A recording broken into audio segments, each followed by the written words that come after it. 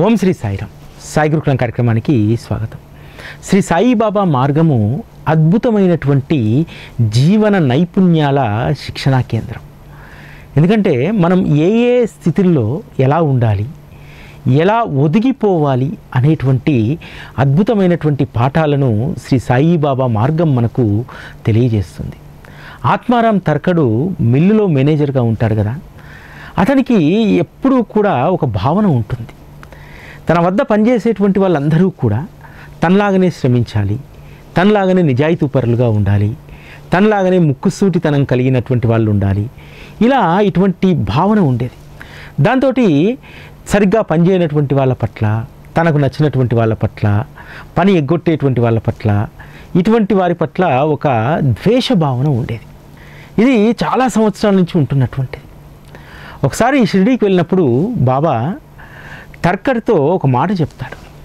కాక మన దగ్గరికి మంచివాడు, చెడ్డవాడు, తెలివైనవాడు, అతి తెలివైనటువంటి వాడు, దుర్మార్గులు, దుష్టులు అందరూ వస్తారు మన దగ్గరికి. కానీ మనం మాత్రం ఎప్పుడూ సమదృష్టితో వాళ్ళను చూడాలి అని చెప్పి ప్రత్యేకంగా ఈ మాటను తర్కడికి చెప్తారు బాబా. తర్కడు ఆలోచించడం ప్రారంభిస్తాడు. ఎక్కడ తను ఈ విధంగా ప్రవర్తిస్తున్నాను, అప్పుడు తన ప్రవర్తనను పునర్పరిశీలన చేసుకుంటే తను వ్యవహరించేటువంటి తీరులో కొంత తప్పు ఉందనేటువంటి దాన్ని తెలుసుకుంటాడు. అందరి పట్ల సమభావన ఉన్నప్పుడే చెడ్డవాడైనా, దుష్టుడైనా, అతి తెలివివంతుడైనా అందరూ సవ్యమైనటువంటి మార్గంలోకి వస్తారు. చెడ్డవాడు మనం వాడిని సమానమైనటువంటి దృష్టితో చూస్తే వాడు మంచివాడిగా మారవచ్చు, దుష్టుడు సద్గుణాలు కలిగినటువంటి వాడిగా మారవచ్చు, అతి తెలివితేటలు కలిగినటువంటి వాడు తెలివిమంతుడిగా మారవచ్చు. మనం చూసేటువంటి దృష్టికోణంలోనే అందరినీ మార్చవచ్చు అనేటువంటిది బాబా చెప్పినటువంటిది. ఎందుకంటే బాబా దగ్గరికి అనేక రకాలైనటువంటి వ్యక్తులు వచ్చేటువంటి వారు. అతి తెలివితో బాబాను పరీక్షించాలని చెప్పి, విజ్ఞతతో బాబా పాదాల వద్ద ఒదిగిపోవాలని, ఇట్లా రెండు రకాలైనటువంటి వ్యక్తులు వచ్చేటువంటి వారు. అందుకనే బాబా ఎప్పుడూ చెప్తుండేటువంటి వారు, వారి యొక్క స్వభావం ఎలాంటిదైనా సరే అంతర్గతంగా వాడిలో కూడా ఎక్కడో ఒకక్కడ సుగుణాలు ఉంటాయి. ఆ సుగుణాలను మనం ప్రేమతోటి వికసింపజేయాలి అని చెప్పి బాబా చెప్పేటువంటి వారు. మనము బాబా దగ్గరికి వచ్చినటువంటి అనేక మంది భక్తుల్లో చాలామందికి బాబా పట్ల అనేక సంశయాలు ఉండేటువంటివి. బాబా హిందువు కాదని, వారు అన్యమంతస్తులని, అందుకని వారితో సహచర్యం కానీ, వారికి పాద నమస్కారం చేయడం కానీ అస్సలు చేయకూడదని చెప్పి అనుకునేటువంటి వారు. అటువంటి వారినే బాబా తన పాదాల వద్ద కట్టేసుకున్నటువంటి వాళ్ళు కొన్ని లక్షల మంది ఈరోజు ఉన్నారు. కేశవ ప్రధాను అసలు సత్పురుషుల పట్ల ఏమాత్రం కూడా భక్తి లేనటువంటి వాడు కదా. ఒక్కసారి బాబా దర్శనమైన తర్వాత బాబాను చూడకుండా ఉండలేకపోయాడు. ఎటువంటి పరిస్థితి వచ్చిందంటే మాటి మాటికి షిరిడీకి వస్తుంటే, నువ్వు ఊరికే ఇక్కడికి రాకు, ఇగో ఈ చిత్రపటాన్ని తీసుకెళ్ళి మందిరాన్ని నిర్మించుకో, నేను అక్కడే ఉంటానని చెప్పి బాబా కేశవ ప్రధాన్ను పంపించారు కదా భీవుపురి. ఆ విధంగా మొదట బాబా పట్ల అనేక రకాలైనటువంటి అభిప్రాయాలు కలిగినటువంటి వారు బాబాను దర్శించుకున్న తర్వాత వారిలో ఉన్నటువంటి దుస్సంస్కారాలన్నీ కూడా తొలగిపోతాయి. మరొక కోణం ఏమిటంటే ఈరోజు సాయితత్వంలో జరుగుతున్నటువంటిది ఏంటంటే, కొంత సచ్చరిత పట్ల పట్టు, బాబా తత్వం గురించి 4 మాటలు చెప్పేటువంటి సామర్థ్యం రాగానే ఎక్కడ లేనటువంటి శక్తులు వచ్చినటువంటి వారిగా ఫీల్ అయిపోతూ ఉంటారు. మాకు మించినటువంటి వారెవరూ లేరని చెప్పి అనుకుంటూ ఉంటారు. మనందరము కూడా గుర్తుపెట్టుకోవాల్సింది ముక్తారాం. ముక్తారాము మొదట బాబా పట్ల అనన్యమైనటువంటి భక్తి కలిగినటువంటి వారు. సాధుబయ్య ఇంటికి ముక్తారాం ఇంట్లో ఉన్నటువంటి చిత్రపటాన్ని తీసుకెళ్ళి ఇవ్వమని చెప్పి మాన్కరు ముక్తారాం ఇద్దరు కూడా సాధుబయ్య ఇంటికి వెళ్ళి బాబా యొక్క చిత్రపటాన్ని ఇస్తారు. బాబా పట్ల అమితమైనటువంటి భక్తి కలిగి ఉంటాడు. కానీ చివరికి ఏం జరిగింది? ముక్తారాంకు ఆశ కలిగింది. బాబా నాకు స్వయంగా చెప్పాడు, నేను వెళ్ళిపోయిన తర్వాత ద్వారకామయిలో ఆసనం పైన నన్ను కూర్చోమన్నారు అని చెప్పి ఆసనం పైన కూర్చోవడం మొదలుపెట్టాడు. మొదలుపెట్టి అడిగిన వాళ్ళకు అడగని వాళ్లకు ఏదేదో బాబాకు సంబంధించినటువంటి సందేశాలని చెప్పి చెప్పడం ఆరంభించాడు. ఏమైంది? బాబా కొన్ని రోజులు చూశాడు, మారుతాడేమో అని చెప్పి అవకాశం ఇచ్చాడు. కానీ ఏం లాభం? చివరకు అనారోగ్యం పాలై రక్తపు వాంతులు చేసుకొని రక్తపు విరోచనాలతోటి చనువు తాళించాల్సి వచ్చింది. అంటే ఎంతవరకు మనం వ్యవహరించాలో, బాబా పట్ల మనం ఎటువంటి నిబద్ధతను కలిగి ఉండాలో, ప్రేమను కలిగి ఉండాలో ముక్తారాముని చూస్తే తెలుస్తుంది కదా. ఈరోజు చాలామంది కూడా కొంత పరిజ్ఞానం రాగానే అందరూ మహాత్ములైపోతున్నారు, అందరూ గురువులైపోతున్నారు. బాబా మార్గంలో మనం గుర్తుపెట్టుకోవాల్సింది ఏంటంటే, ఎక్కడా కూడా మరొక గురువుకు స్థానం లేదనేటువంటి దాన్ని మనం గుర్తుపెట్టుకోవాలి. అలా గుర్తుపెట్టుకొని సచ్చరితనే నువ్వు గురువుగా భావించి, ఆ పారాయణనే గొప్ప బోధగా భావించి నీ జీవితాన్ని నువ్వు ముందుకు తీసుకెళ్తూ ఉంటావో అప్పుడే నువ్వు పరిపూర్ణమైనటువంటి బాబా తత్వాన్ని అర్థం చేసుకుంటావు. చాలామంది ఏం చేస్తారంటే అసలైనటువంటి దాన్ని వదిలేసి గురువు సపర్యాయాలు చేయడంలో, గురువు చెప్పినటువంటి దాన్ని ఆచరించడంలో, వారు చెప్పినటువంటి పనులు చేయడంలో ఇవన్నీ చేస్తూ ఉంటారు. కానీ బాబా చెప్పినటువంటి పనిని మాత్రం మనం ఎవరం చేయం. బాబా చాలా సులువైనటువంటి పనులు మనకి చెప్పాడు. ఎప్పుడూ కూడా నా కథను మననం చేయమన్నాడు, శ్రవణం చేయమన్నాడు, నామాన్ని స్మరించమన్నాడు. ఇదే బాబా చెప్పినటువంటిది. దాన్ని వదిలేసి అనవసరమైనటువంటి బరువులన్నింటినీ కూడా మనం ఎత్తుకుంటూ ఉంటాం. ఈ అనవసరమైనటువంటి బరువులు మోసేటప్పుడు బాబా తత్వాన్ని మనం ఏ విధంగా ఆకలింపు చేసుకుంటాం? ఎంతసేపు బరువులు ఎత్తడంలోనే నిమగ్నమైపోతాం కదా. బాబా చెప్పినటువంటి కొన్ని మాటలను కనుక మన జీవితంలో దాన్ని అన్వయింపజేసుకుంటే మన జీవితం చాలా సుఖంగా, ప్రశాంతంగా ఉంటుంది. బాబా తర్కడికి చెప్పినట్టు మనం అందరినీ కూడా సమదృష్టితో చూడాలి. దానివల్ల వచ్చేటువంటి నష్టమేమీ లేదు. ఎందుకంటే సమదృష్టితో చూడడం వల్ల నువ్వు వారిని ఏమీ అంటగాగాల్సిన అవసరం లేదు, లేకపోతే నువ్వు వారితో ప్రత్యేకమైనటువంటి బాంధవ్యాలు, అనుబంధాలు కొనసాగించాల్సినటువంటి అవసరం లేదు. ఎవరైతే మన వద్దకు వస్తారో, ఎవరైతే మనతో పాటు బాబాను ప్రేమిస్తూ ఉంటారో అటువంటి సాటి వ్యక్తుల పట్ల మనము సమదృష్టిని కలిగి ఉండాలి. వారు కలిగి ఉన్నటువంటి భక్తిని మాత్రమే చూడాలి. కానీ చాలామంది మనం ఏం చేస్తామంటే లోపలికి ప్రవేశిస్తాం, వారి వ్యక్తిత్వాలను విశ్లేషిస్తాం, వారి యొక్క నడవడికను, ప్రవర్తనను అన్నింటినీ విశ్లేషిస్తాం మూడో రోజుకు. ఇది సరైనటువంటి మార్గం కాదనేటువంటిది బాబా చెప్పినటువంటి సమదృష్టి. బాబా కూడా ఇటువంటి వాళ్ళని అనేక మందిని భరించారు. మీకు చాలామందికి బడే బాబా గురించి తెలుసు కదా. బడే బాబాకు ఎంత గౌరవం ఇచ్చేవారు బాబా. బడే బాబాను స్వయంగా తన పక్కన కూర్చుండబెట్టుకొని భోజనం పెట్టించేవారు. అంతేకాదు, ఎప్పుడైనా భోజనానికి బడే బాబా రాకుండా అలిగి వాడాలో కూర్చుంటే ప్రత్యేకంగా పిలిపించేటువంటి వారు. అందరికంటే ఎక్కువ దక్షిణను బడే బాబాకి ఇచ్చేటువంటి వారు. అంతేకాదు, బడే బాబా వెళ్తుంటే 10 అడుగుల దూరం వెళ్ళి సాగనంపేటువంటి వారు. ఎందుకు? బాబాకు బడే బాబాలో ఉన్నటువంటి నైజం తెలియదా? తెలుసు. ఎప్పటికైనా ఈ బడే బాబా కూడా మారుతాడు, అసలైనటువంటి తత్వాన్ని ఆకలింపు చేసుకుంటాడని చెప్పి బాబా ఎదురు చూశాడు. ఒక బడే బాబా విషయంలోనే కాదు, మనందరి విషయంలో కూడా బాబా ఎదురు చూస్తూ ఉంటాడు. వీళ్ళలో ఉన్నటువంటి దుర్గుణాలన్నీ కూడా రూపుమాపుకొని ఒక స్వచ్ఛమైనటువంటి మనిషిగా మారుతాడేమో, కేవలం నన్ను మాత్రమే ప్రేమించేటువంటి ఒక మనిషిగా మారుతాడేమో అని చెప్పి బాబా ఎదురు చూస్తూ ఉంటాడు. మనలో చాలామంది దీన్ని అర్థం చేసుకొని మన ప్రవర్తనలో, మన యొక్క వ్యవహారాల్లో మార్పు చేసుకుంటాం. అయినా సరే ఎక్కడో ఒక దగ్గర వ్యక్తులకు సంబంధించినటువంటి విశ్లేషణ మాత్రం మనం చేస్తూనే ఉంటాం. ఇది సరైనటువంటిది కాదు. ఎందుకంటే బాబాయే స్వయంగా ఒక భక్తుడికి చెప్పినటువంటి పాఠం సచ్చరితలో ఉంటుంది కదా. ఎప్పుడూ కూడా అది గుర్తుపెట్టుకోవాలి. ఒక భక్తుడు ఇతర భక్తులను నిందిస్తూ ఉంటే బాబా స్వయంగా పిలిచి ఆ అశుద్ధం తినేటువంటి పందిని చూపెడతాడు కదా. ఆ పంది చూడు ఎంత ప్రీతితో అశుద్ధాన్ని తింటుందో, నువ్వు కూడా ఇతరుల యొక్క కర్మలను అంత ప్రీతితో నాకేస్తున్నావు. ఇతరుల గురించి మాట్లాడి వారి యొక్క కర్మలను, పాపాలను అన్నింటినీ నువ్వు ప్రక్షాళన చేస్తున్నావు అని చెప్పి బాబా చెప్తాడు. ఈ ఒక్క మాట గుర్తుపెట్టుకోవాలి. మన జీవితంలో నైపుణ్యాలను పెంపొందించుకోవాలంటే, మనం ప్రశాంతంగా జీవనం సాగించాలంటే బాబా చెప్పినటువంటి ఇటువంటి సూత్రాలన్నింటినీ కూడా మన జీవితంలో అమలుపరచాలి. లేకపోతే జీవితం అంతా కూడా ఆందోళనతోటే ఉంటుంది. ఒక అమ్మాయి ఇటీవల కాలంలో చెప్పింది, తనతో కలిసి పనిచేసేటువంటి అమ్మాయి ఎప్పుడూ తన పట్ల ఒక జలసితో ఉంటుంది. అమ్మాయిని చూస్తేనే నాకు మనస్సు అంగీకరించట్లేదు, కలిసి పనిచేయాలనేటువంటి భావనే రావట్లేదు, ఎప్పుడూ కూడా నా పట్ల జలసీగా ఫీల్ అవుతుంది, తనకంటే నాకు ఏది ఎక్కువగా ఉండకూడదని చెప్పి అమ్మాయి ఫీల్ అవుతుంది. ఇటువంటి విషయాలన్నీ ఒక అమ్మాయి వచ్చి చెప్పింది. ఏం చేయమంటారని అడిగింది.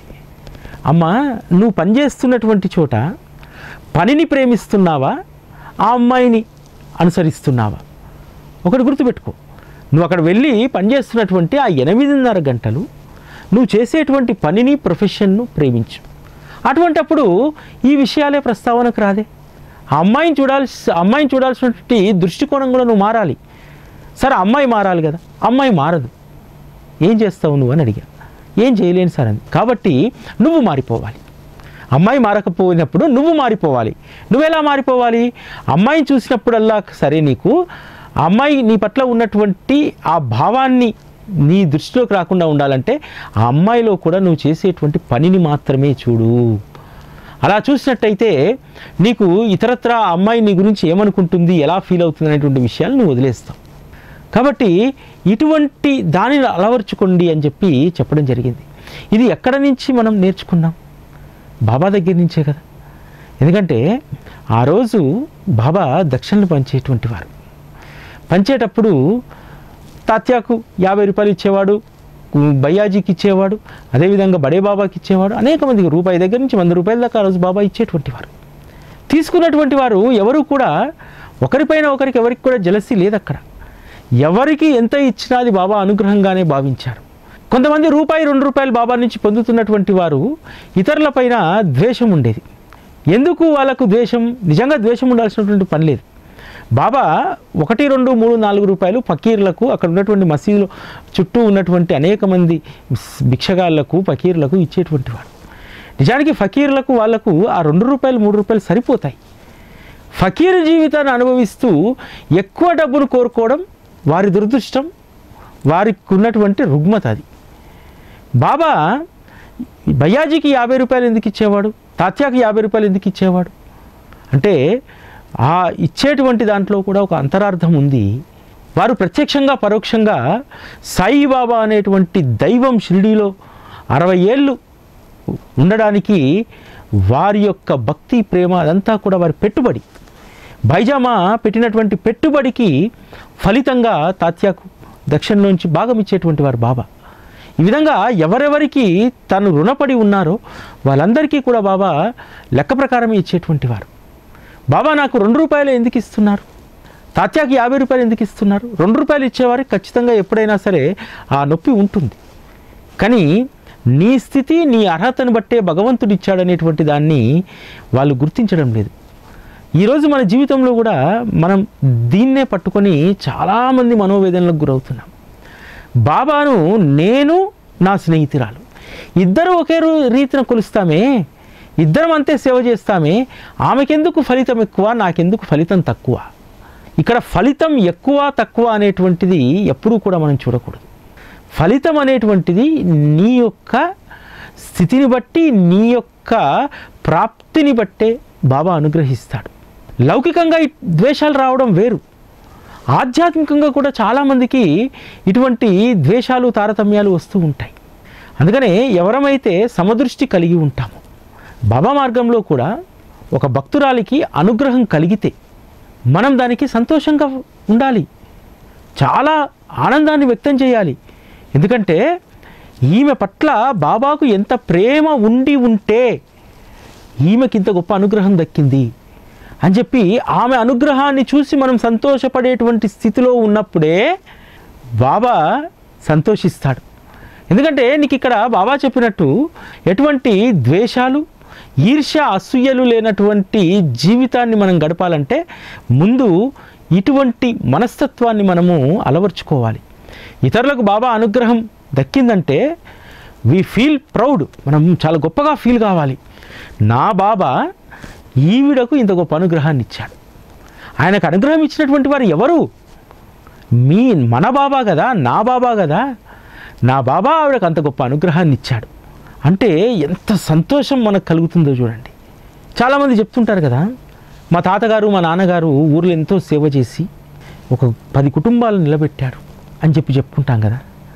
అంటే నా తాతగారు, నా తండ్రి గారు, నా వంశస్థులు ఊర్లో విద్యకు కావాల్సినటువంటి దాన్ని స్కూల్ బిల్డింగో స్కూలు స్థలమో ఏదో ఇచ్చారంటే ఎంత గర్వంగా మనం ఫీల్ అవుతామో, ఇతర భక్తులు బాబా నుంచి అనుగ్రహాన్ని పొందినప్పుడు మనం కూడా ఫీల్ కావాలి, నా బాబా ఆవిడకు అంత గొప్ప అనుగ్రహాన్ని ఇచ్చాడు అనేటువంటి దాన్ని మనం గనక అనుభవిస్తే నిజంగా అంతకు మించినటువంటి ఆత్మతృప్తి మరొకటి లేదు. బాబా నుంచి నేర్చుకోవాల్సినటువంటివి మనం చాలా ఉన్నాయి. బాబా పైనే గూఢాచార్యం చేయడానికి చక్రీనారాయణ అనేటువంటి ఒక గూఢాచారి వస్తాడు కదా. అంటే బాబాకు విపరీతమైన దక్షిణలు వస్తున్నాయి, ఆ దక్షిణలకు సంబంధించి పన్ను కట్టట్లేదు బాబా, ఎలాగైనా సరే దక్షిణలు పట్టుకొని పన్ను కట్టించాలి, రోజువారీ పన్ను అని చెప్పి వస్తాడు. కానీ అక్కడ జరుగుతున్నటువంటి విషయాన్ని మొత్తం చక్రీనారాయణ గమనిస్తాడు.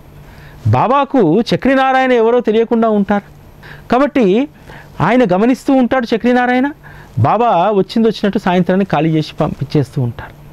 చివరి రోజు చక్రీనారాయణ బాబా దగ్గరికి వెళ్ళి నమస్కారం చేసి అడుగుతాడు, అయ్యా నేను క్రైస్తవుణ్ణి, ఏ హిందువునో ఇంకెవరినో మీ దగ్గరికి గూఢాచార్యం కోసం పంపిస్తే వారు సానుకూలమైనటువంటి రిపోర్ట్ రాస్తారని చెప్పి ప్రభుత్వం క్రిస్టియన్ అయినటువంటి నన్ను పంపించింది.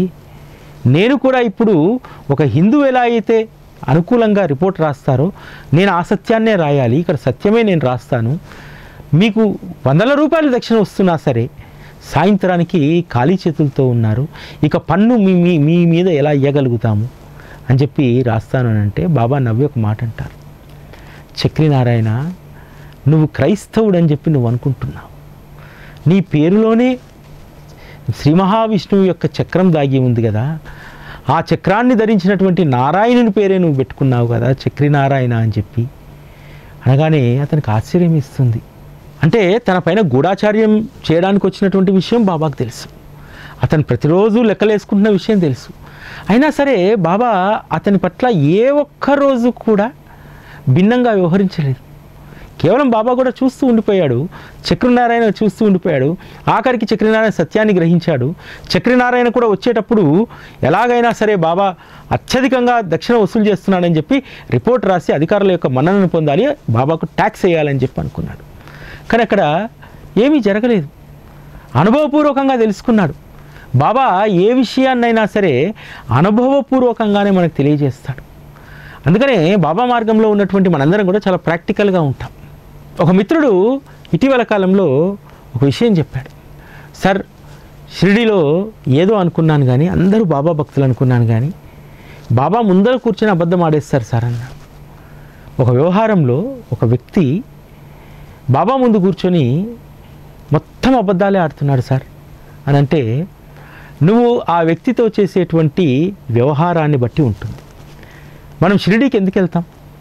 బాబా దర్శనం చేసుకోవాలి, 4 రోజులు ప్రశాంతంగా ఉండాలని. అక్కడ లౌకిక వ్యవహారాలతో నీకేం పని?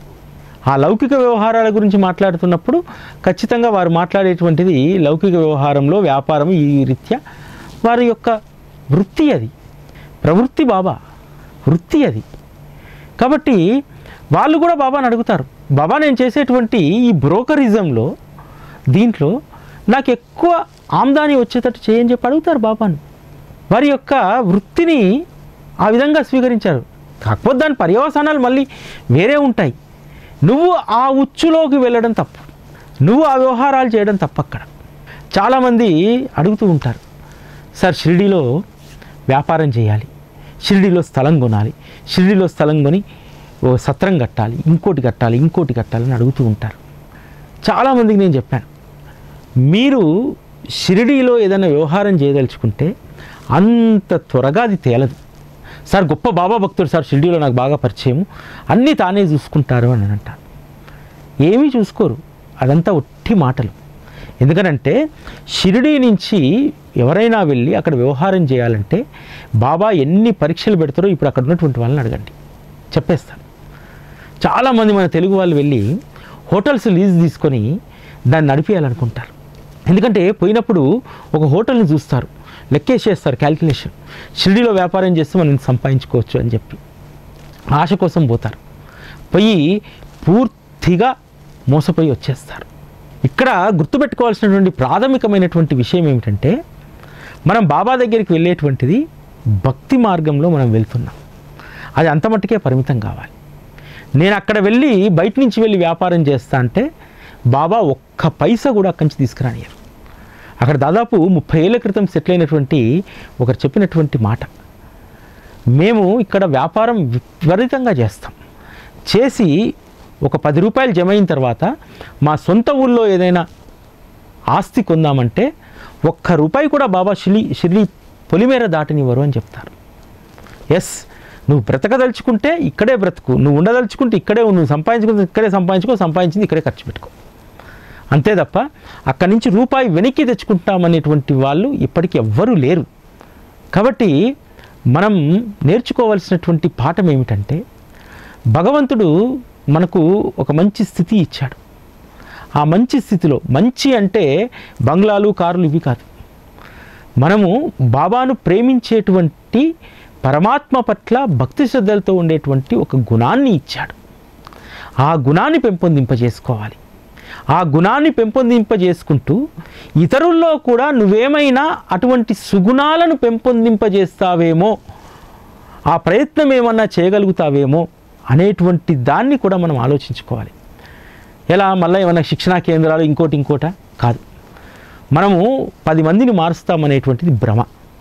కనీసం నీతో ఉన్నటువంటి వాళ్ళతోనైనా సరే, వాడు మంచోడా, దుర్మార్గుడా, చెడ్డోడా, ఇవన్నీ చూడకుండా వాడి పట్ల ఒక అభిమానాన్ని, ప్రేమను నువ్వు చూపించగలిగితే వాడు ఇప్పటికి కాకపోయినా 10 సంవత్సరాలకైనా మారుతాడు. చెడ్డవాడు మంచివాడిగా తయారవుతాడు. బాబా యొక్క మిషన్ అదే కదా. బాబా శరీరంతో ఉన్నటువంటి రోజుల్లో అందరూ బాబా పట్ల భక్తి శ్రద్ధలతో వచ్చినటువంటి వాళ్ళు కాదే, చాలామంది సంశయాలతో వచ్చినటువంటి వాళ్ళేనే.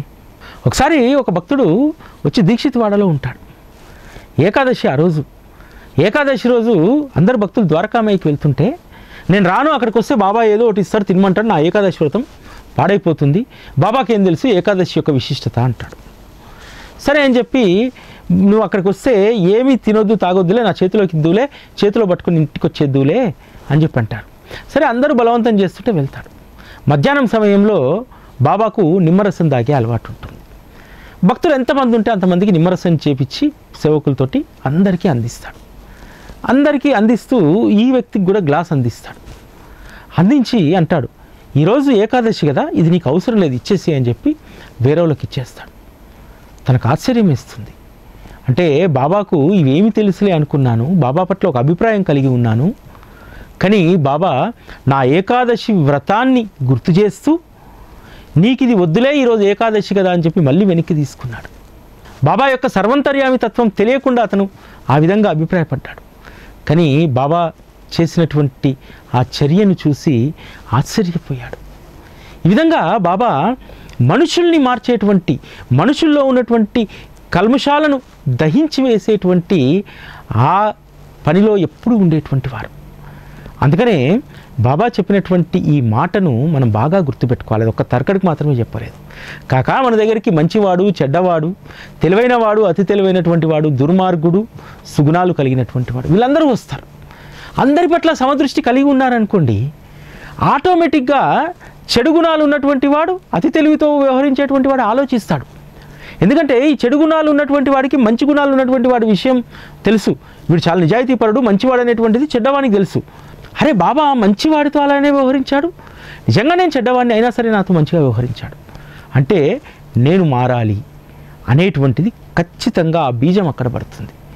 మనం కూడా వ్యక్తులతో వ్యవహరించేటప్పుడు ఎవరో చెప్పినటువంటి దాన్ని, లేకపోతే మనం చూసినటువంటి దాన్ని, ఆ వ్యక్తి పైన ఒక అభిప్రాయాన్ని మనం ఏర్పాటు చేసుకొని అతని పట్ల విభిన్నంగా ప్రవర్తించామనుకోండి, దానివల్ల మనకు ఒరిగేది ఏమీ ఉండదు.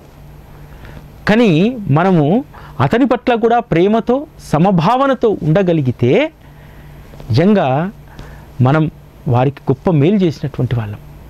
బాబా వారి యొక్క అవతారమే జనులకు మేలు చేయడం. అందుకనే బాబా చెప్పాడు, మంచివారిని చెడ్డవారిని అతి తెలివైన వారిని అందరినీ సమానంగా చూడాలి కాక అని చెప్పి. ఇటువంటి గొప్ప జీవన నైపుణ్యాలు, గొప్ప జీవన పాఠాలు మనకు బాబా మార్గంలో కోకొల్లలుగా. వీటన్నింటినీ కనుక మనం అర్థం చేసుకొని అవగాహన చేసుకుంటే మన జీవితం కూడా చాలా అద్భుతంగా ఉంటుంది. ఇది ఈరోజు సాయి గురుకులం. మళ్ళీ రేపటి కార్యక్రమంలో కలుసుకుందాం. అప్పటి వరకు సెలవు. నమస్కారం.